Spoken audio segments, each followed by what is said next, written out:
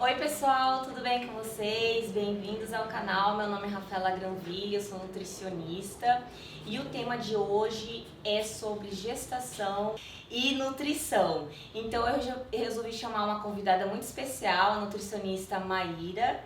Ela tem... Mayra, gente do céu. Mayra é nutricionista, ela faz atendimento domiciliar e também na clínica, que depois eu vou deixar para vocês o endereço aqui na descrição do nosso vídeo e também nos comentários, tá bom?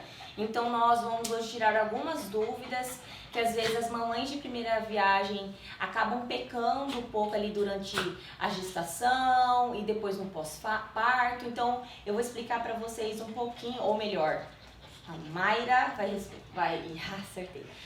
explicar um pouquinho para vocês determinadas coisas que nós devemos fazer durante a gestação, a importância da alimentação, depois ali do pós-parto e até em relação ao aleitamento materno, tá? Vocês entenderem qual é a importância do aleitamento materno.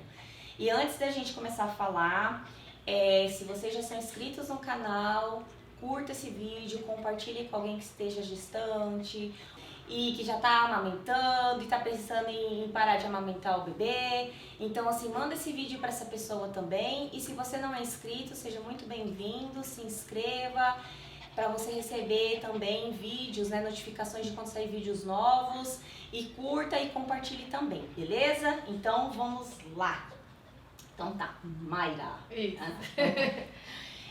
Vamos começar com as perguntinhas aqui então. Mayra, como deve ser a alimentação durante as primeiras semanas ou os primeiros meses de gestação e por que isso é importante, principalmente para o feto ali que tem formação? De modo geral, assim, o que a gente sempre vê e até é sempre muito falado que é o ácido fólico, né? Que é muito importante nas primeiras semanas de gestação por causa da formação, a gente fala que é a formação do tubo neural, né, na parte mais específica. E ter, assim, o ácido fólico, né, que é uma vitamina, nos níveis que são recomendados, vai evitar que esse bebê, que esse feto desenvolva uma malformação. Só que o que acontece? A maioria das mulheres, elas acabam descobrindo a gestação mais tarde do que esse tempo que é da formação. Geralmente que é a parte mais importante. Que é a parte mais importante. Geralmente ela vai descobrir lá para um mês e pouco, quando essa formação já aconteceu. E é por isso que tem essa estratégia também de ser suplementado, né? De estar ali esse elemento na farinha. Né, que tem bastante acessibilidade, né, um alimento que tem bastante nas mesas das famílias, mesmo não tendo uma condição muito boa. Então ali tem o ácido fólico nessa farinha. Mas as mulheres que elas estão pretendendo engravidar, que elas têm esse desejo de engravidar, que elas já têm um planejamento de engravidar, é importante que elas já estejam fazendo também o uso dessa suplementação. Tá. Então, quais são quando você diz farinhas, quais são essas farinhas que contêm o ácido fólico? Geralmente a farinha branca, né, que é a mais popular, a mais acessível, ela tem esse ácido fólico e geralmente a gente vê, né, nas listagens de ingredientes, ela vem descrita como farinha enriquecida com ácido fólico. Ah, legal. E outra pergunta. Quais os alimentos ou quais as técnicas, né, que nós podemos fazer durante os sintomas, né, em casos quando a gestante tem enjoo, ou às vezes acaba vomitando, né? O que a gente pode tentar fazer nesse manejo nutricional ali para tentar ajudar essa gestante? Então, geralmente, os alimentos que auxiliam para a pessoa, assim, para não provocar enjoo, geralmente alimentos frios, né? Então, bastante salada, sorvetes, picoléis. Coisas mais geladas, assim, eles ajudam a diminuir essa sensação de enjoo e tal. Então, preferir alimentos que podem ser comidos, ser ingeridos gelados ou frios. Ok. É uma boa. E é comum nessa fase a gestante perder peso? Nessa fase assim, desses sintomas de enjoo, vômito? Então, é comum, mas não era pra ser normal, né? Ah, tá. Ai, Pode deixar, não. pode deixar. Sushi, temaki, desce. Parou, né? Não, vai pra lá, vai brincar pra lá, vocês dois, vai. É comum, mas não deveria ser o normal. Porque se a mulher não consegue ingerir aquele alimento, ela não vai conseguir ter energia pra continuar armazenando, né? E aí acaba que realmente algumas mulheres elas emagrecem, principalmente se essa fase for às vezes mais longa do que outras, algumas têm mais sensibilidade também do que outras. Então essas tendem a emagrecer mais realmente. E aí é a gente tentar regular esse ganho ou diminuir essa perda justamente com as estratégias, né? Pra diminuir essa perda de peso. E também elas acabam não ingerindo vitaminas e minerais que elas precisariam, principalmente para a formação e crescimento do feto. Certo, sim. E no caso quando a gestante, né, a futura mamãe, ela engravidou acima do peso, quais seriam as estratégias assim nutricionais ali para essa mãe, né, para ela não engordar muito mais do que é o recomendado, sem afetar o feto no caso? Então, quando a mãe, quando a mulher, né, ela já inicia essa gestação acima do peso ou até em obesidade, não é mesmo, ainda assim, né, ainda que esteja acima do peso ou em obesidade, não é recomendado emagrecer nesse momento. Esse momento não é o adequado para a gente começar uma redução de peso. O que a gente vai fazer é regular esse ganho de peso, para que ele seja ali, tem os parâmetros, né, e tem os estudos que comprovam que esses parâmetros são seguros para ter o mínimo, né, de ganho de peso ali, que seja garantida a segurança, né, também do bebê e da mulher, para que ela continue essa gestação de forma saudável e não tenha maiores intercorrências, porque também esse ganho de peso elevado, né, estar acima do peso, estar em obesidade, pode também ser um dos fatores de risco para ocasionar intercorrências, né? Diabetes gestacional, a hipertensão, pré-eclâmpsia, eclâmpsia. O sobrepeso é um dos fatores de risco para o desenvolvimento. Sim. Então, por isso que as mães devem fazer nessa fase, é importante, por isso o pré-natal, fazer o acompanhamento corretamente. Se também necessário, ter a ajuda do nutricionista, como a Mayra, que é dessa área de gestacional e de pediatria, porque muitas vezes a gente vai muito escutando pessoas da família, né? Ai, nossa, você tá muito magrinha, né? Ou a outra, ai, você tá muito acima do peso. Então sempre é uma crítica.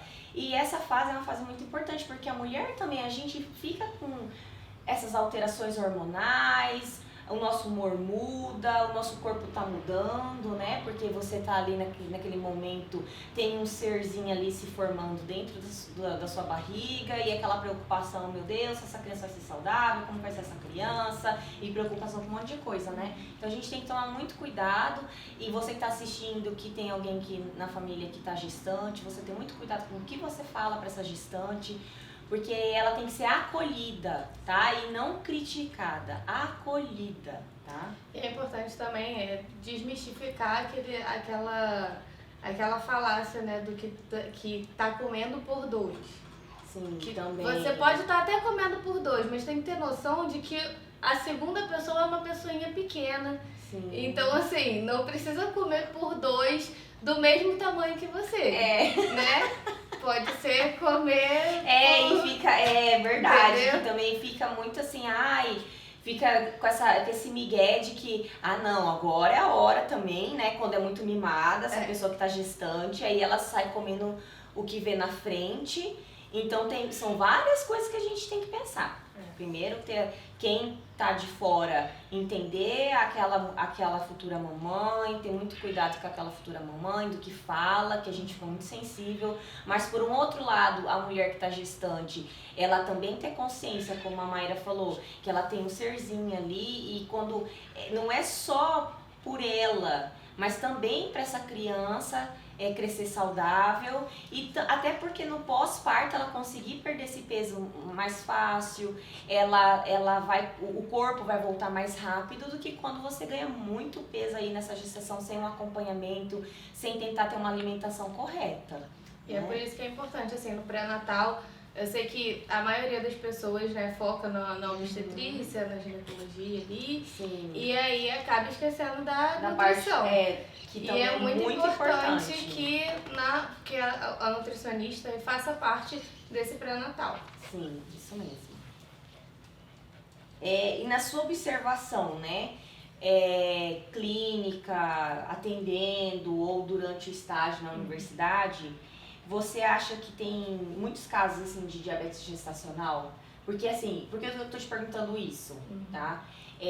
Porque no outro vídeo que nós fizemos anterior, com a nutricionista Bruna Segatti, que é especialista em diabetes, ela falando que o diabetes tipo 2 é muito comum na população em geral, né? O tipo 2.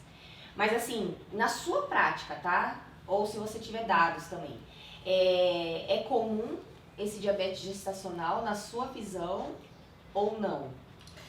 Hoje em dia eu acho que é um pouco mais comum, assim como os outros tipos de diabetes, né? Acabou ficando mais comum por causa do nosso estilo de vida, do nosso, né, da nossa alimentação, tudo mudou muito. A gente tem um consumo muito grande de ultraprocessados, a gente não faz mais atividade física. Sim. Então tudo isso faz com que a genética que a gente já tem acabe sendo mais um plus, né? E aí acaba que é realmente mais... Esqueci a palavra. É mais comum? Esqueci. Mais prevalente. É mais e prevalente. acaba sendo mais prevalente, né? Acaba sendo maior o número de pessoas que desenvolvem a diabetes. Eu tive diabetes gestacional. Sério? Embora dentro do peso, sempre fui eutrófica, sempre fui dentro do peso, mas eu tenho genética e tenho a síndrome do ovário policístico também. Uau, então eu tenho predisposições e mesmo tendo, assim, eu não tinha muita noção do que era. Eu tive que pesquisar muito depois que eu descobri a diabetes gestacional, ainda mais que eu descobri na semana que foi o lockdown da Covid. Sério? Que daí foi pior ainda, porque a gente não podia sair de casa e toda aquela história, né? E eu não tinha noção do que era, de como lidar com diabetes gestacional. E aí aqui tem no HU referência, né? De gestação de alto risco e de diabetes gestacional. Tem um grupo, eu não sei se ainda está tendo, mas que eles chamam até das docinhos, que eles fazem o acompanhamento. Na época que eu ia começar a fazer, era toda quarta-feira, né? Fica o dia inteiro lá, medindo glicemia. No hospital universitário? No hospital universitário. Ok. Geralmente é comum pelo SUS, né? Dependendo da cidade onde você mora, ter esses grupos que auxiliam, ter essas reuniões, que você conversa com uma equipe, pode ser que às vezes seja a enfermagem, às vezes pode ter o pessoal de nutrição ali junto, às vezes o pessoal que é estudante.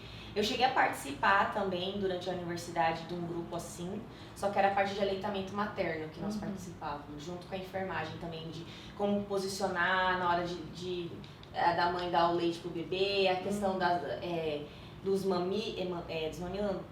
bico do seio, quem tem o bico do seio invertido, quem tem muito bico e toda essa dificuldade às vezes que a mamãe tem para amamentar o bebê, enfim, também eu participei. Então às vezes é comum, tá, gente? Às vezes lá na sua cidade pode ter um posto de saúde ou um hospital público que tenha esse grupo que seja referência e ajude também, tem esses grupos para ajudar as futuras mamães, tá bom? Além do pré-natal, que é muito importante. Tá. Outra pergunta também, Mayra. É comum também essas alterações intestinais como, por exemplo, constipação?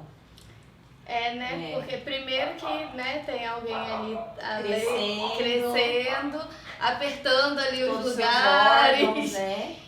Não vai, os órgãos, tudo vai sofrer mudança. Né? A pressão sofre mudança, absorção intestinal, Tudo.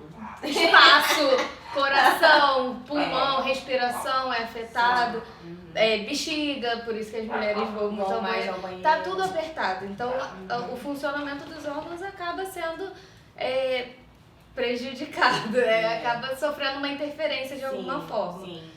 Por isso que é importante também, reforçando o acompanhamento nutricional, pra gente saber exatamente se essa mulher ela tá com constipação, pra gente trabalhar ali as fibras, pra gente entender o que precisa mudar, o que dá pra gente incrementar, até porque tem a questão também da toxoplasmose, né? Então, muitas mulheres têm medo de comer salada durante a gestação. Tem gente que acaba porque tem determinados alimentos que a gente acaba com medo de comer, ou carne mal passada, peixe, essas coisas. Tudo que é mal passado realmente é bom evitar, se puder. Eu ia entrar nessa pergunta, vai, pode falar. Pode falar.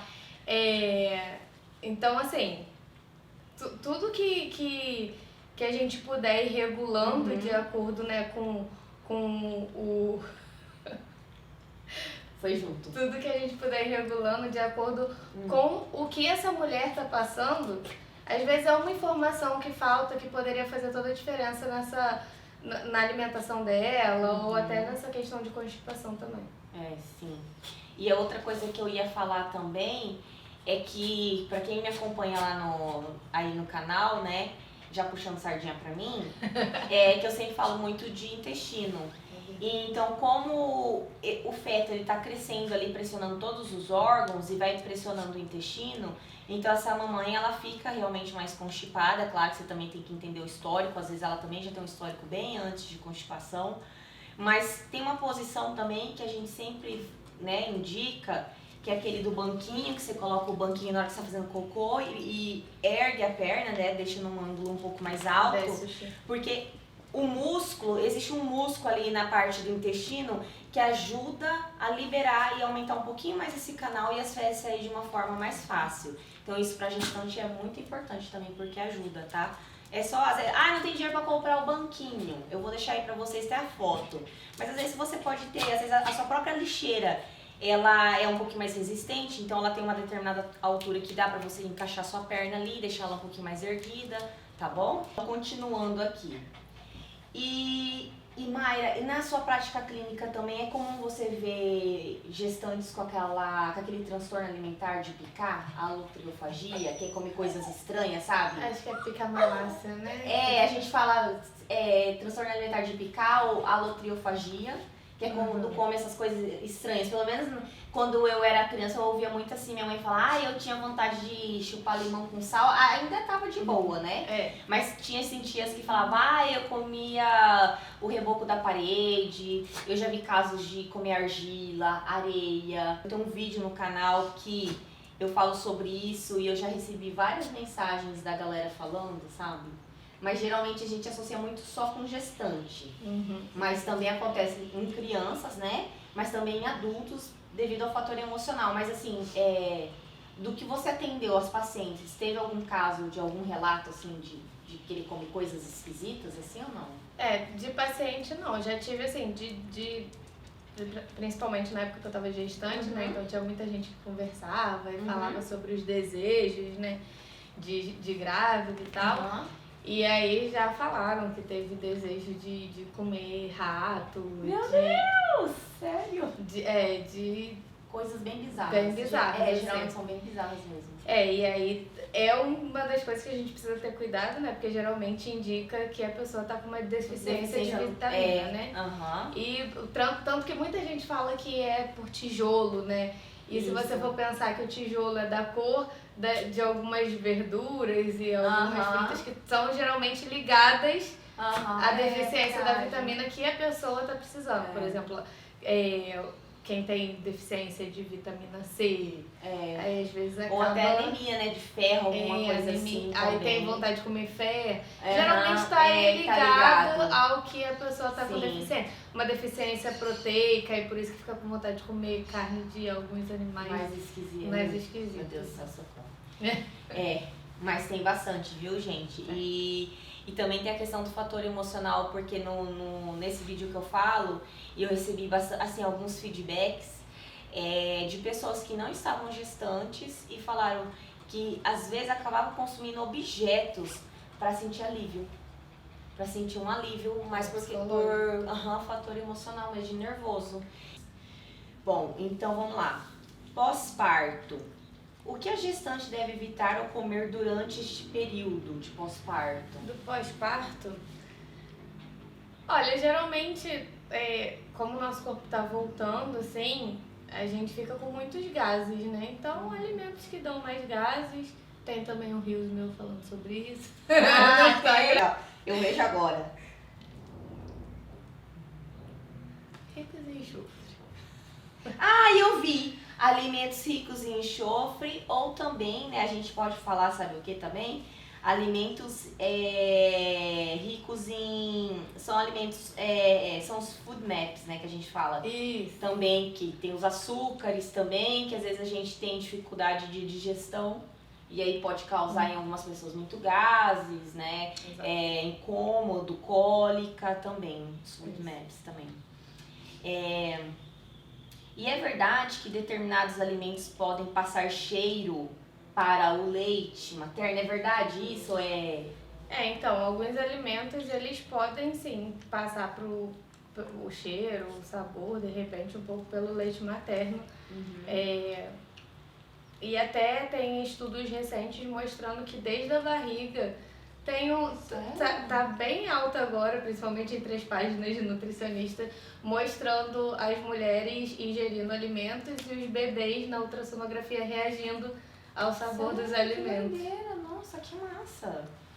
E aí, bom, agora continuando nessa mesma pergunta, então como pode passar no caso, então isso também pode causar cólicas na criança devido a esses alimentos que podem, né, ser transferidos ali a partir do leite materno causar a cólica, ou é mais uma adaptação, sei lá, do próprio bebê que está formando esse trato gastrointestinal, né, tá em adaptação? Exatamente isso. Geralmente a cólica ela tá mais ligada à questão da formação, né, desse bebê. O trato gastrointestinal ainda não está totalmente formado, então a cólica ela pode vir daí. Tem muita gente que acaba confundindo, né, a questão da cólica com a estrogestação também. Nossa, sério? E porque o bebê começa a chorar muito e aí as pessoas só, é cólica. Não tá com cólica, tá chorando, tá com cólica. Ligam muito o choro do bebê à cólica. E às vezes é só a esterogestação, é só o bebê que ainda não entendeu que tá fora do mundo, ainda não entendeu que tá longe da mãe, que não é a mesma pessoa. Então ali até os 3 meses mais ou menos, esse bebê tem mais dificuldade assim em entender tudo isso. Por isso que às vezes eles ficam mais chorosos. O sling ajuda muito, porque fica sempre muito grudadinho com a mãe, às vezes a gente cansa, né, de ficar segurando. Então ele fica ali grudadinho, ele tá ali sentindo o batimento cardíaco da mãe, ele começa a reconhecer ali, né, a saída da mãe, mas ainda tá ali pertinho dela, não tá se sentindo tão abandonado. Entendi. O que pode acontecer na questão da alimentação, né, de causar cólica, é se esse bebê ele tem uma alergia, né, principalmente a proteína do leite de vaca, que é o que a gente tem mais, né, mais amplo, o mais comum, né? Então, às vezes, se a mãe, às vezes não, né? Quando tem alergia à proteína do leite de vaca, sempre que a mãe ingerir esses alimentos que passarem pelo leite, né? Alimentos que tenham proteína do leite de vaca, principalmente, né, laticínios, esse bebê vai ter reação e reações muito mais perigosas do que realmente só ter aquela cólica, né? Entendi. Mas, geralmente, se a ligação do que a mãe come diretamente com o que com esses sintomas gastrointestinais nesses casos de alergias, intolerância. Ah, entendi. Tá. Calma aí, vamos lá. E aí, em casos, então, de cólica infantil, você acha que a nutrição pode ajudar em alguma coisa? O bebê, a mãe? Então, é justamente Pode deixar, nesse... deixar. Sushi, mas sem abusar, hein, filho? Nesse caso, principalmente se a criança tem essa alergia à proteína do leite de vaca, né? Uhum. A gente precisa adequar a dieta dessa mãe. Às vezes tem muita coisa que não se sabe que tem a proteína do leite de vaca. Então, a gente orientar o que tem realmente, o que não tem, quais são as opções, que hoje em dia a gente tem mais opções no mercado, embora ainda não seja tão acessível quanto os laticínios, né? O leite de vaca mesmo. Sim. Tem outras opções no mercado. Então, assim, a gente orientar não só a respeito do que tem, mas orientar o que não tem também. Quais são as opções que essa mulher vai ter ali para se alimentar quando essa criança não puder ingerir, né, a proteína. Ok. Que mais? E esse aqui a gente já sabe a resposta, mas eu vou fazer essa pergunta para ela só para vocês, né? Que eu chamo de as minhas criaturinhas que assistem no canal. Terem mais conscientização sobre isso, porque existe campanha, mas a gente enfatizar mais sobre isso, né? Qual o tempo mínimo, né? O mínimo pra gente dar o leite materno. E se existe um tempo máximo para ofertar o leite materno? O tempo mínimo recomendado é de 6 meses. Aleitamento materno exclusivo. Sem chá, sem água, sem maisena, sem nada. Não precisa de mais nada. A não ser que essa mulher tenha uma desnutrição muito grave. Muito grave. Então, os nutrientes acabem ficando mais escassos para esse bebê. Todas as outras situações que a gente tem, assim, por mais que esteja abaixo do peso, acima do peso, vai ter os nutrientes necessários para esse bebê crescer e ficar saudável. Não precisa mais nada. Às vezes o bebê também fica, tá 3 dias sem fazer cocô, 4 dias sem fazer cocô. Se tá em aleitamento materno exclusivo, isso não é um problema. Ok. Então, Se tá em aleitamento... Se tá em aleitamento materno exclusivo. Ok. Se já faz uso de fórmula ou, infelizmente, de outros alimentos, aí isso precisa ele precisa ser avaliado. Entendi.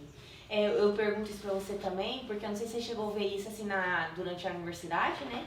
Mas eu lembro assim de várias vezes quando eu fazia estágio num posto de saúde. Ai, gente, eu fiquei muito chocada. Uma criança, ela tinha tipo 1 ano e pouquinho, mas ela era tão obesa que ela não conseguia ficar em pé, essa criancinha. Ela não conseguia, gente. Ela era cheia de dobrinha, ela parecia até de mentira. De tão fofucha que ela era, assim.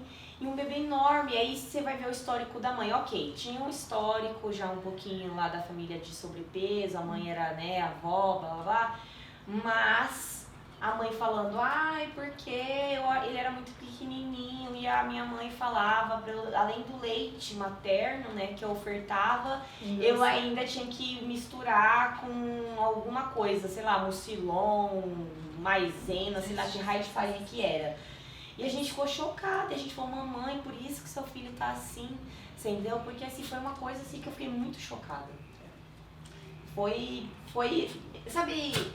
assim uma coisa, eu fiquei em choque quando vi. Eu achei que não tinha como, porque é diferente quando você vê um adulto muito obeso mesmo, né, que você vê às vezes documentários, reportagens, mas você vê um bebê daquela forma, tão obeso. Não teve escolha, né? Que na verdade aquele bebê ali, ele não tem nem noção do que tá acontecendo, tá na dependência das pessoas ali, dos adultos.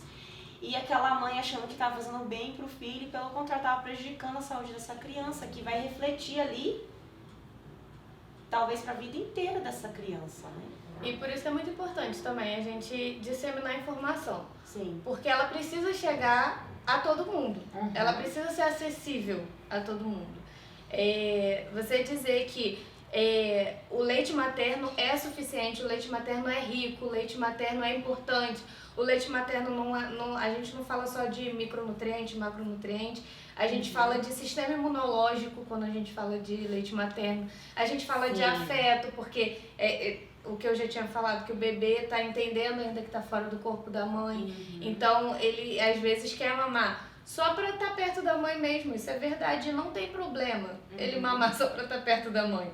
Ele não vai ter nenhum malefício com isso. Entendi. E aí eu acabei falando só do aleitamento materno exclusivo, mas o mínimo que é recomendado é que esse aleitamento complementar, né, que é depois que acontece a introdução alimentar, que é a partir de 6 meses. 6 meses. E 6 meses não é, tá com 5,5 e já, não, é 6 meses. Um dos sinais é estar com 6 meses.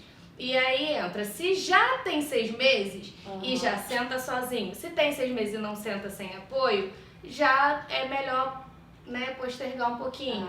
Se tem 6 meses e não tem interesse ainda por pegar a comida, deixa um pouquinho mais pra frente, entendeu? Então, assim, tem os 6 meses mais os sinais. Que legal, nossa. Porque senão você vai introduzir a alimentação antes de estar pronto pra isso, antes daquele bebê estar pronto pra isso. Então, assim, a gente não vai ter benefício nenhum com isso. O leite materno é completo, não vai ser 2 semanas que ele vai deixar de ser completo. A diferença é que o bebê vai crescendo e vai precisando de outros nutrientes que a gente dá, a gente acaba suprindo ali com a alimentação ali complementar, né? O aleitamento. Eu falo mais alimentação complementar do que aleitamento complementar, mas, então, assim, não vai ser em 2 semanas que você vai estar esperando ali o seu filho amadurecer, tá com os sinais, que vai fazer o seu leite deixar de ser suficiente. E o recomendado, né, é que esse aleitamento complementar seja ali até no mínimo 2 anos. O que aqui no Brasil são porcentagens muito baixas de mulheres que conseguem. E ainda mais hoje em dia, desculpa, eu tô apanhando aqui. Ainda mais hoje em dia, né, com essa coisa da gente trabalhar fora, é muito corrida. E aí eu ia fazer uma observação, eu vou fazer um comparativo meu e do meu marido, que eu até gravei um vídeo também aí no canal sobre aleitamento materno e intestino. A minha mãe não conseguiu, ela disse que não conseguiu me amamentar de forma correta durante esses 6 meses. Ela falou que o peito dela, o leite ficava empedrado, minha mãe tem o bico invertido, então é quando o bico vai pra dentro. E aí ela ficava desesperada, aí na época ela comprava aqueles leites de fórmula, que hoje o leite de fórmula é diferente, mas naquela época, né, só tinha os macronutrientes, igual você falou, que é carboidrato, proteína e gordura, mas hoje não, eles já são até enriquecidos ali com probiótico e tal. Mas aí o que aconteceu? A minha mãe ficava, né, intercalando isso, então rompeu essa coisa do aleitamento materno antes dos 5 meses, eu parei. E aí eu tenho, assim, eu me recordo de vários episódios durante a minha infância que eu fiquei internada, que eu fiz uso de antibiótico, que dependendo do que eu comia, eu tinha diarreia, eu vomitava. E hoje eu entendo que grande parte disso é devido a esse meu período, né? Esses 6 meses que minha mãe não conseguiu me ofertar o leite materno, porque foi interrompido. Então, o tempo que levou ali para, entre aspas, né, amadurecer o meu intestino, meu trato gastrointestinal foi interrompido. Porque ainda o corpo está em adaptação dessa criança. Então, quando você vai introduzindo outra coisa, né, antes desses 6 meses, é como se fosse um corpo estranho. E aí eu dou o exemplo do meu marido. O meu marido, eu falo assim na brincadeira, né, que ele só falta comer pedra. Eu estou com meu marido há 17 anos Eu acho que ele ficou ruim, assim, da barriga uma vez, assim, que teve que ir pro hospital. O resto é assim, ele come alguma coisa, dá uma diarreia ali no banheiro, tô bem. Tô pleno. Acabou. Eu não, eu fico arregaçada. Eu tenho que tomar remédio, eu fico toda... E aí, por isso que também tem é importante essa coisa do aleitamento materno. E aí você fazer o acompanhamento. Porque não é só isso, ai, é leite. Mas é muito mais que isso. Tem toda uma coisa bem complexa por trás disso, sabe? É uma coisa muito séria. E que vai refletir na vida dessa criança, na vida adulta dela. E não é assim, às vezes algumas mulheres podem se sentir julgadas por não terem conseguido amamentar ou algumas coisas. Né? Mas o que acontece é que assim, a gente precisa passar essa informação. Sim. Porque a desinformação tem muita gente pra passar. Sim. Tem muita gente pra dizer que a culpa do bebê acordar de madrugada é porque tá amamentando no peito ainda. Mas aí fala pra essa mãe que, não, dá uma mamadeira, não, dá uma fórmula, não, porque dá não sei o que ele vai dormir a noite toda. E aí essa mãe só tem mais trabalho, porque ela vai ter que levantar, fazer a mamadeira e botar pra dormir de qualquer jeito. Sim. Entendeu? Tem muita gente pra dizer que o leite tá fraco. Nossa, o que mais tem, né, gente? Pelo amor de Jesus. O manejo, principalmente dos bicos invertidos, dos bicos planos. Agora que a gente está conseguindo, né, uma disseminação maior de ensinar pega, né, de ensinar a massagem de Mori, que é para aliviar, né, fazer aquela ordenha de alívio, para não machucar. Na minha época, eu já tendo... Na minha época, parece que eu tive filha há 50 anos. Há 2 anos e pouco atrás. Eu já estava no final do curso da nutrição, já tinha acesso à informação e não sabia fazer a massagem de molho. E deixa eu contar outra coisa, Mayra. Eu fiquei sabendo esses dias, né, gente? Porque eu não tenho filho, né? Eu não sei o nome dessa técnica, se tem um nome, às vezes tem um nome, não sei. Vou tentar descobrir qualquer coisa, eu já deixo aí embaixo na descrição, nos comentários desse vídeo, que é um laser. Que é, por exemplo, quando o seu bico tá machucado, você vai lá, faz um laser e dá uma aliviada e tal. Ajuda sim. Na época eu acabei não fazendo por motivos, acho que financeiros, não lembro se foram psicológicos também, porque nessa época a gente tá meio perdida na nossa cabeça. Mas eu tive ferida, eu cheguei a ferir bastante, e aí foi quando eu comecei a procurar massagem, aí descobri a massagem, aí consegui fazer a ordenha, a gente fala que é a ordenha de alívio, né? Que aí tira um pouco do leite para facilitar que o bebê pegue, né? Porque se tá muito cheio, aquele bico muda também. E aí é como se uma bexiga cheia, por exemplo, pra gente botar na boca dificulta mais, e por isso que machuca às vezes. E aí, assim, tem muitas... São coisas simples que dá pra gente fazer, que dá pra fazer diferença, né? E que às vezes atrapalham ali, fazem diferença no percurso do aleitamento. E é só uma informação que seria fácil da gente disseminar, entendeu? Sim. Então, assim, a questão de... Voltando, né, pro julgamento, não é que a gente esteja julgando quem tenha optado por isso. E, inclusive, quem optou acaba sofrendo isso tudo justamente porque a informação de quem queria não ter sido completa, assim. Vamos supor, um profissional que você queria muito amamentar e o profissional passou pra você que, mas o seu peito é muito pequenininho, não vai dar leite não. Toma aqui uma fórmula. E aí você fica falando, eu queria muito amamentar e dei fórmula. Aí imagina quem escolheu da fórmula. Poxa, tanta gente querendo e eu não dei. E aí essa pessoa acaba se sentindo julgada, não só por ouvir que o aleitamento é melhor, mas justamente porque a outra que queria teve uma informação errada. Sabe o que é mais bizarro? A mulher, cara, é o ser humano em si, mas parece que é uma coisa com mulher, né? Eu já vi, assim, uma outra situação também. Uma amiga em comum contando que a irmã dela queria, é da área da saúde essa irmã, né? Não vou falar qual é a profissão, mas essa é da irmã dessa minha amiga. E ela fazendo tudo certinho, dando leite pro filho e tal. Aí foi passando os 6 meses e as amigas ali, que são pessoas, né, de alto padrão, falando pra ela, nossa, mas como assim você ainda dando leite pro seu filho? Que é isso? Né? Ai, porque o peito, porque isso, porque aquilo. E ela, tipo, chocada, porque, tipo, eu tô tentando fazer tudo certinho, as mulheradas, tipo, me incentivando a não fazer. Aí você tem o inverso também. Aí você tá lá com o peito zoado, não sei o que, às vezes não consegue, acontecer alguma coisa, lá. E aí você é julgada porque tá dando na fórmula. Aí a outra é julgada porque tá dando mamar, entendeu?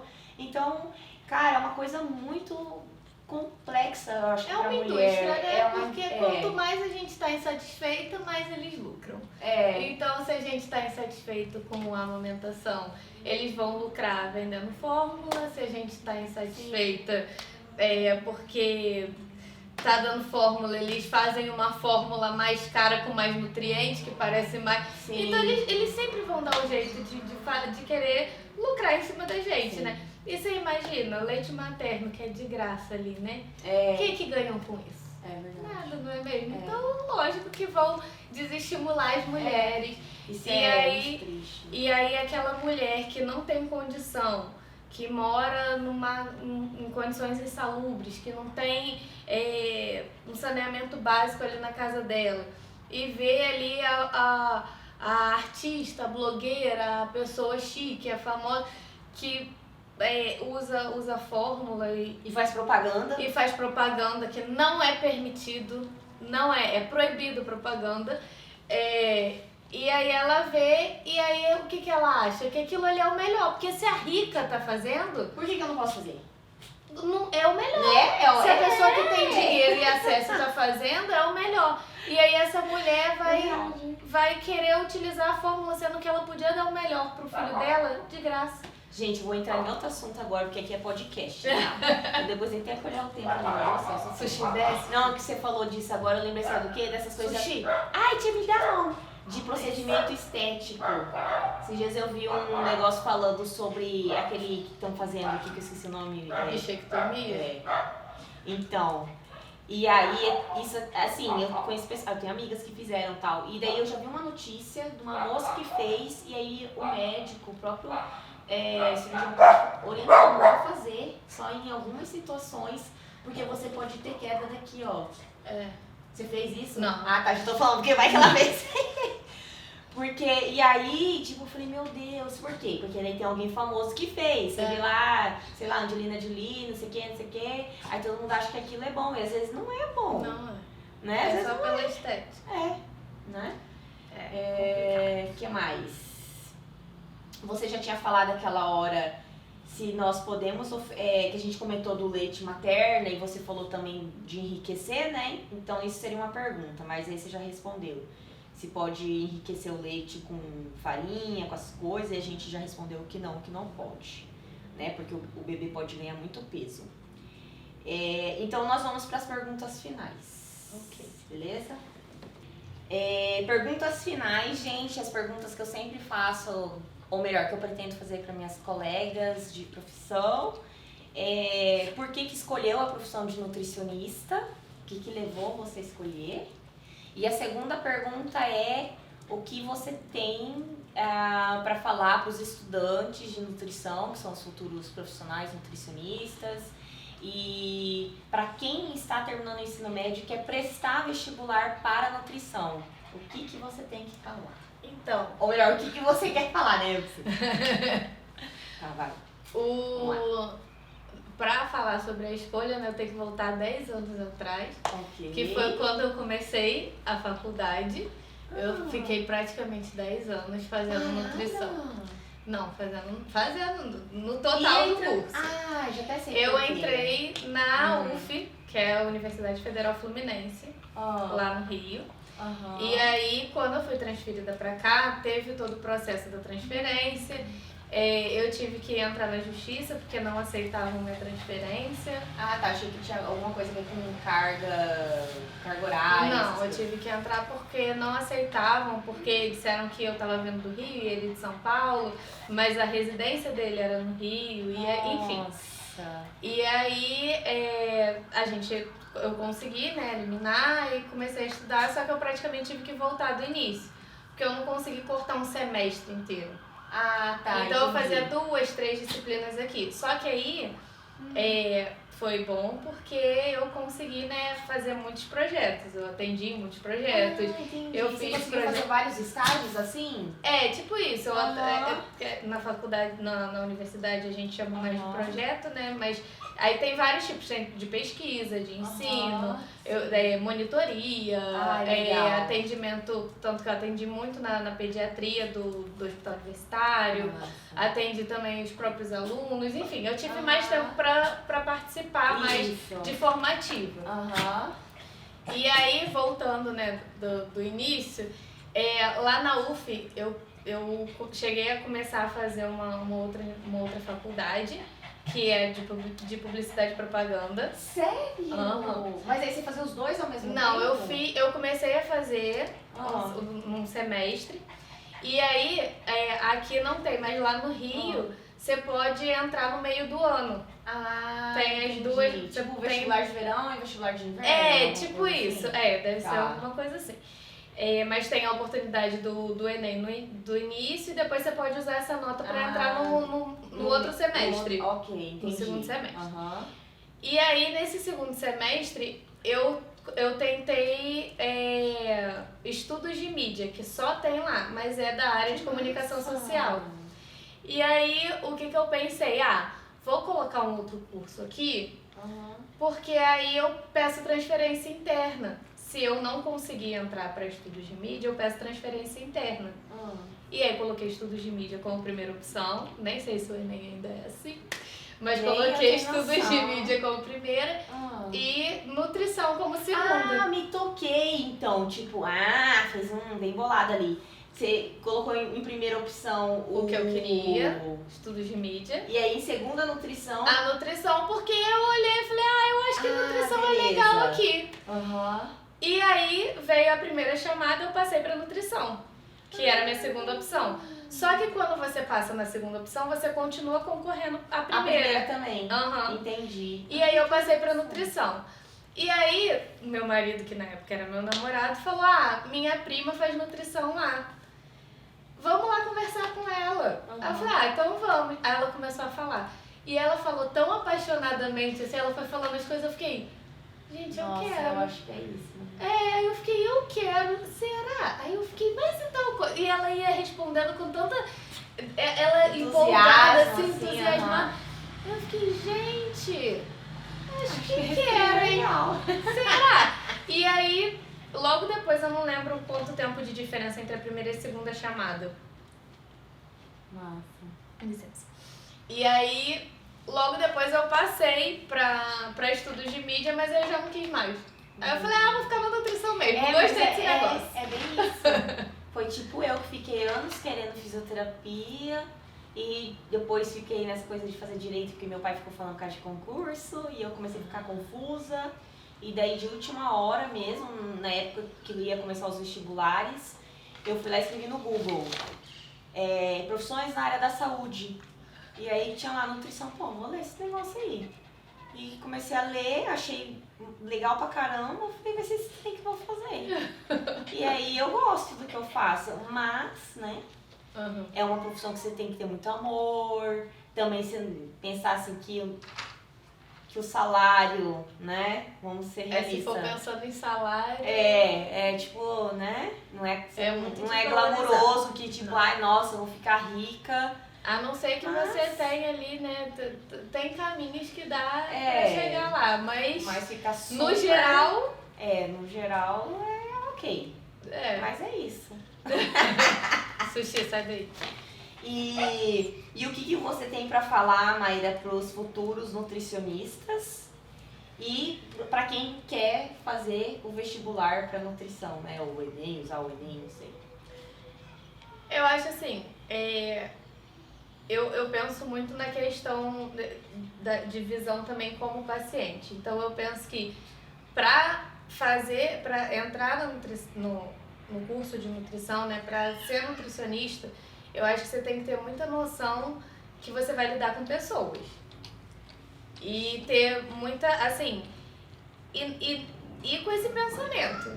Porque se você vai com o pensamento de que é glamuroso, de que você vai ter dinheiro, de que é chique, você não vai atender da melhor forma possível. Sim. Eu acho que na verdade, toda profissão da área da saúde deveria ser assim. A pessoa entrar com esse pensamento. E é por isso que a gente vê muito profissional que não trata bem paciente, que não olha na cara do paciente, que não olha na cara, viu? Não, mas que eu não olha entendi. pro paciente. Não é que não olha, é porque, tipo, não dá muita moral, sabe? Parece que é superior ao paciente de alguma forma. Por exemplo, assim, isso que você falou, agora te interrompendo, né? Claro. Então, junto que você falou, isso é muito, nossa, isso é muito certo mesmo. É real. Inclusive, umas 2 semanas atrás, né, que me acompanha lá vê que eu faço tratamento de pele, por isso que eu tô com a boca arregaçada, acho que vai aparecer minha boca arregaçada no vídeo. Eu faço tratamento de pele. E aí até o meu médico, que é uma graça, ele falou, a gente tava conversando sobre isso, né, que ele é todo assim, ele é atencioso, tudo bem, né, que o profissional, ele não é psicólogo, né, tirando o psicólogo, né, o resto dos profissionais não são psicólogos, mas acaba que tem que ouvir um pouco o paciente, porque às vezes é naquele momento que o paciente está ali desabafando, que ele vai soltar uma informação que você precisa ali pro diagnóstico dele, para ajudar no tratamento, né? E às vezes você vê que falta um pouco disso, porque acaba que só pensa na questão do dinheiro. Faz aquela agenda de atender o paciente tanto tempo só, aí começa a dar o tempo, já quer despachar o paciente e atender outro, entendeu? E eu acho que tem que ter um pouco mais de qualidade ali, ou a gente criar técnicas para que aquele momento ali que você está conversando com o paciente flua, né? Tem que ser um pouco mais rápido, então fazer uma forma com que flua e as perguntas, conforme você for fazendo o paciente, saia ali as respostas necessárias que você precisa.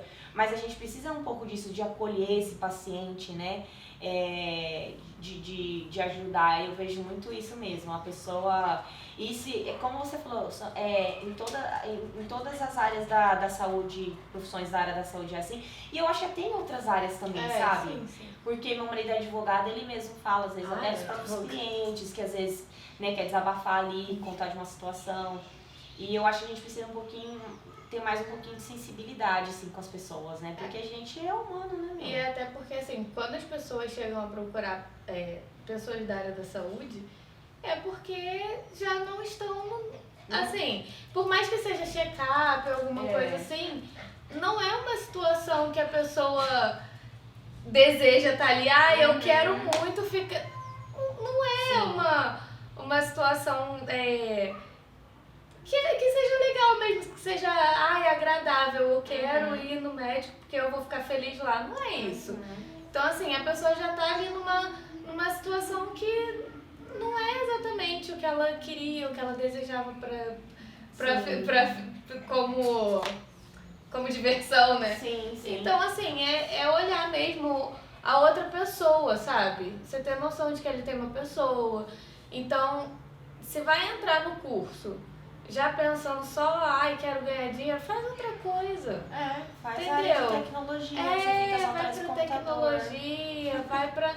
Porque saúde, eu fico muito, muito angustiada quando eu vou pra vou procurar algum serviço de saúde e vejo descaso, assim. Nossa, não só comigo, muito. com outras pessoas, Sim, sabe? já vi bastante também.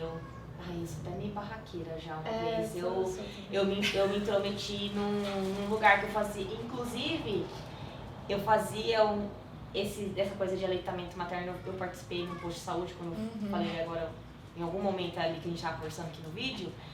E eu cheguei a fazer um trabalho voluntário num posto de saúde, essa parte de aleitamento materno, pessoal da enfermagem. Teve uma situação que eu acabei até saindo desse grupo, mas não o grupo que me tirou, não foi isso. É que a pessoa que administrava esse grupo, ela não gostou da minha reação. Porque eu estava ali esperando, né, chegar o horário para vir os outros estudantes, pra gente, que a gente fazia tipo uma roda de conversa com as gestantes, né? E chegou um paciente nesse posto pedindo ajuda e essa enfermeira, né, não queria atendê-lo, era nítido, gente, foi muito bizarro. E ele tava com a perna toda machucada E ela falou pra ele ir no 24 horas. E aí eu assim, eu vi aquilo, eu fiquei tão indignada que eu falei, gente, então pra que tá aberto esse negócio aqui? Não devia estar aberto. E daí eu comecei a falar, falei, gente, então, peraí, o cara quer... Tipo, e assim, ele foi lá pra fazer o curativo na perna, porque depois ele ia trabalhar, ele tava de bicicleta. Então não foi uma coisa assim, eu tô indo lá fazer um curativo, quero um atestado pra faltar meu trabalho. Não, coitado do moço. Ele estava preocupado porque ele queria fazer um curativo pra poder ir trabalhar. Ele falou, não, eu só quero fazer um curativo porque ele trabalhava em obra. E ele tinha algum problema de pele, assim, que dava umas feridas nele. Não era psoríase, era alguma outra coisa, assim. E aí ele queria fazer um curativo e essa enfermeira, não era... Era enfermeira, gente. Ela tava se recusando em atendê-lo e o posto estava vazio. Não foi uma coisa, o posto estava cheio, gente, tem fila. Não, esse posto que eu estava, que na época, né, que eu era estudante, estava vazio. E aí eu lembro que na hora eu levantei e falei assim, nossa, mas vai mandar ele por 24 horas? Mas pra quê? Caraca, não tem nem pra fazer um curativo pra ele. Tipo, eu fiquei indignada. E aí ela fez uma cara de fiofó, atendeu ele com cara de fiofó, quer dizer, tinha um material lá, tá? Existia um material lá. Ela fez o curativo, daí ele saiu e me agradeceu. Aí o que aconteceu? Ela ficou com raiva de mim. E aí, nesse mesmo dia, eu tava lá sentada esperando chegar a galera mesmo, os outros estudantes. Ela falou assim, né, bem delicada assim, nossa, não, então, hoje não vai ter o grupo de aleitamento materno, você tá dispensada. Aí quando eu voltei outra vez, ela falou que não existia mais. Mentira, que ela ficou com raiva, com ódio mortal, porque, tipo, eu meio que dei bafão. E eu não me arrependo, porque Deus... Você fez toda a diferença. É pra isso que a gente serve. A gente fez diferença na vida daquela pessoa. Cara. E bomba ainda, vou contar mais um babado ainda, que doideira. Esse mesmo rapaz que foi no posto, que esse posto era... Eu não posso entrar muito em detalhes, eu não saber quem que é, né? Aqui de Campo Grande. Esse mesmo rapaz, desse problema na perna, com essas feridas, aí ele me agradeceu tudo. Gente, passou assim mais de anos. Mas eu ainda tava na universidade. Isso foi bem no comecinho, quando eu comecei a faculdade. Quando eu já tava terminando a universidade, aconteceu uma situação muito assim, que a rua da casa do meu marido, né, que a gente namorava, não tinha asfalto, aqui em Campo Grande. E aí eu tava com um carro da mãe dele e saí, eu tinha que encontrar minha mãe, eu não lembro porquê. E a minha sogra, saúde, me emprestou o carro. E daí eu fui dar ré e abri uma cratera na frente da casa da minha sogra, só que eu não conseguia ver porque a chuva tava muito forte. Fui dar ré, o carro caiu dentro desse buraco, a roda de trás foi erguida. Aí agora eu vou contar esse babado, porque as pessoas precisam saber que o universo, ele conspira ao seu favor quando você faz alguma coisa. Que, mesmo que você falar, eu sou ateu, não acredito em Deus, mas é o universo, eu não sei, é Deus, energia que seja. Esse mesmo homem do posto de saúde, ele estava subindo, empurrando a bicicletinha dele nessa rua da casa do meu namorado, meu marido hoje, né? E ele viu eu dentro do carro e eu orando pra Deus. Meu Deus, pelo amor de Deus, eu tô terminando a faculdade, eu não tenho dinheiro pra pagar esse carro. E aí ele foi bater no vidro e falou assim pra mim, moça, tá tudo bem? Você tá bem? Eu falei, tô bem. E aí, de repente, foi muito bizarro. Ele falou assim pro meu marido, assim, meu marido saiu lá no portão, meu marido mais preocupado com o carro do que comigo, né? Aí ele olhando assim, ele falou assim pro meu marido, vamos fazer o seguinte, ela vai engatar a ré, a gente vem aqui na frente do carro assim, como se eles tivessem força pra erguer um carro, né, parte do motor. Chamou uns vizinhos que tava lá tudo rindo da desgraça alheia, os menininhos lá, chamou todo mundo, uma galera, e ele falou, na hora que eu falar já, você vai acelerar o carro. E eu falo, eu não vou conseguir, gente, isso aqui é só com guicha. Ele falou, confia em mim. Ele falou assim, você dá ré na hora que eu falar 3, 1, 2, 3, já, você dá ré que a gente vai tentar erguer o carro. Foi Deus, sem brincadeira. Na hora que ele falou já, eu acelerei, o carro saiu do buraco assim, ó. Não aconteceu nada no carro. Pra dizer assim que não deu um negocinho, tinha aquele farol de neblina, né? Que um lado ficou com água depois, sabe? Ficava com uma aguinha assim no farol. Só porque aconteceu. Eu nunca vou esquecer daquele homem. Eu falei, gente, foi Deus, porque lá no posto, quando eu fui lá, dei o bafão lá e ele foi atendido, nananã, aí Deus foi lá e mandou a mesma pessoa para me ajudar. Então tem essa outra questão, eu já entrei em outra coisa já na conversa. Você fazer sua parte como ser humano, como profissional, porque uma hora você não sabe.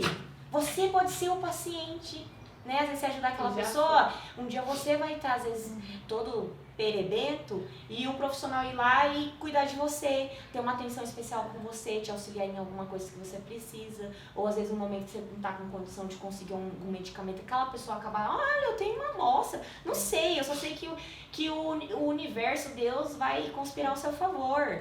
Então eu acho que a gente tem que fazer a nossa parte, porque além de profissional, ou futuros profissionais, a gente também é ser humano e em algum momento a gente vai precisar do outro profissional. Então, eu acho que é isso. Acabei falando. E a parte... Não, tá ótimo. E na parte mais prática, assim, a gente... às vezes a nutrição, a imagem da nutrição é muito só a clínica, né? Mas a nutrição, a gente pode ser cientista, a gente pode trabalhar em laboratório, a gente pode trabalhar na produção de alimentos, a gente pode trabalhar em fiscalização, a gente pode trabalhar na área esportiva, em fábrica, em shopping. Gente, e também é muito amplo. E nutricionista não é coisa de gente rica, eu sou rica. Porque as pessoas ainda têm aquela ideia de que porque você é nutricionista, passa uma dieta aí pra mim. Primeiro acho que a gente tira da gaveta, né? Que vai vir aqui na empresa e tá aqui a sua dieta, né? Porque pode acontecer de você ir em um médico, né? A gente sabe disso, e o médico tirar lá da gaveta e te dar uma coisinha. Então não é assim, a dieta é individualizada para cada um, para a realidade de cada um. E também e a pessoa achar que a gente também passa só coisa cara, depende da situação.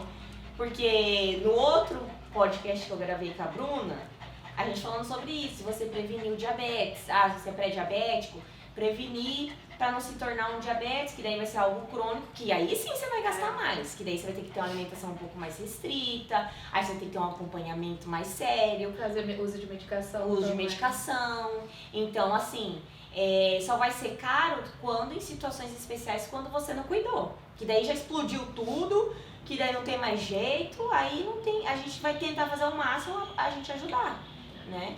E a alimentação faz diferença sim, tá? Porque... como eu tive diabetes gestacional, né?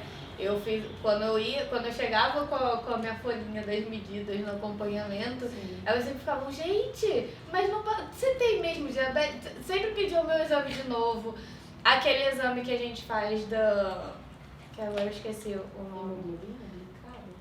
Que é do tempo, né, de 3 meses atrás. A minha era, acho que 4... Eu falei isso porque é a Bruna que falou, daí eu lembrei. Acho que a minha era 4 ponto alguma coisa, que é um valor que, pra quem tem diabetes, assim, muito abaixo. E era tudo com alimentação, eu não tomava nenhum medicamento. Eu controlei tudo com alimentação. Então, se você, realmente o que você falou, se você consegue controlar com a alimentação, a economia vem de qualquer forma, porque você acaba não gastando com medicamento, com... É que o povo, geralmente a galera deixa explodir tudo, ir pro brejo, aí não tem mais jeito, né, gente? Ou segue exatamente o que a blogueira fala, que quer comer a goji berry, que quer comer... Como se a goji berry fosse um milagre, né? Isso. Quer comer a tâmara do Rio Sena, sei lá. Custa o olho da cara, aí, não, vou comer só com sal rosa do Himalaia, que é 13 vezes o valor do sal normal e a diferença... É uma coisa que não dá pra entender, né? E aí, por isso que ficam falando que nutricionista, que dieta, que esses negócios é caro, porque querem seguir dieta dos outros em vez de ir na profissional nutricionista. Sim. Esses dias eu recebi uma mensagem de um amigo também falando sobre isso. Olha, eu tô exaltada na... não, mas a gente fica exaltada. Eu fico revoltada. Eu também fico revoltada também. Esses dias eu recebi de um amigo uma mensagem, daí eu falei pra ele procurar um endocrinologista e uma nutricionista da área esportiva. Expliquei pra ele que a nutrição tem áreas de atuação. E aí ele falou, nossa amiga, eu não sabia disso, que tinha área de atuação. Eu falei, tem, igual medicina, igual direito, igual na psicologia também, meu. Na psicologia tem vários caminhos ali para tratamento, tem gente que vai mais para uma teoria e para outra teoria. Então, tudo tem áreas de atuação. E aí ele falou que ia fazer um acompanhamento com o endócrino na questão hormonal, pra fazer todos aqueles exames e tal, pra ver como que tava. E a questão de alimentação. E ainda comentei até da minha irmã, que a minha irmã é crossfiteira. E ela faz acompanhamento com endócrino, ela faz acompanhamento com uma nutricionista da área esportiva, porque ela quer ficar com aquele corpão definido. Eu sou nutricionista, mas eu não sou dessa área. Então eu não vou ficar falando, eu sei o superficial, não vou sair falando um monte de coisas se tem um profissional mesmo da área. Porque se você é médico, se você conhecer um médico, o médico mesmo, ele não vai falar pra você assim, não, é isso, isso e isso. Ele vai pegar e falar, olha, é melhor você ir em tal, no especialista X, entendeu? Porque ele vai saber melhor. Então a nutrição é a mesma coisa. É isso? Acho que é isso, né? Acho que responde tudo além do. Responde além das perguntas, inclusive. Então, beleza. Então, lembrando, gente, a Mayra, ela atende. Você atende online, Mayra? Atendo também, dependendo do caso, né? Como você falou. Se sim. tiver dentro ali da especialidade do que a gente. Você atende. Então a Mayra, ela atende online. Ela atende domiciliar e ela atende na clínica chamado Espaço... Anjos Peralta. Tá. Anjos Peralta. Clínica Anjos Peralta. Tá. Que fica na rua Ricardo Franco 230, Vila Sobrinho, tá? O que mais que eu ia falar também? Lembrando, se você é gestante, tem que fazer o acompanhamento, tem que fazer o pré-natal, isso é muito importante, tá, gente? E, se necessário, tem que procurar um nutricionista, fazer acompanhamento. A nutrição ajuda muito, tá? Nessa parte. E o que mais que eu ia falar? Rede social. Quais redes sociais você usa, Mayra? A profissional é principalmente o Instagram, né? Que é @NutriMairaVieira, com Y.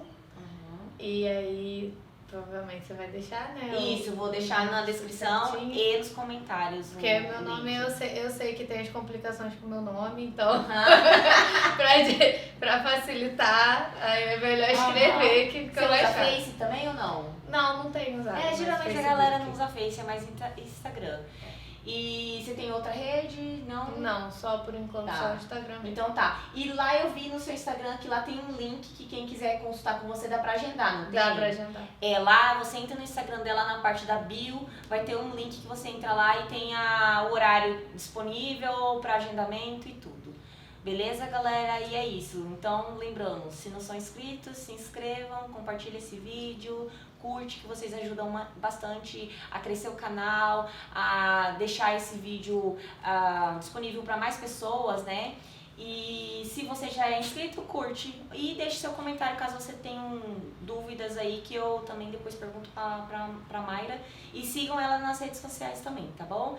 E é isso, gente. Um beijo pra vocês e até o próximo vídeo.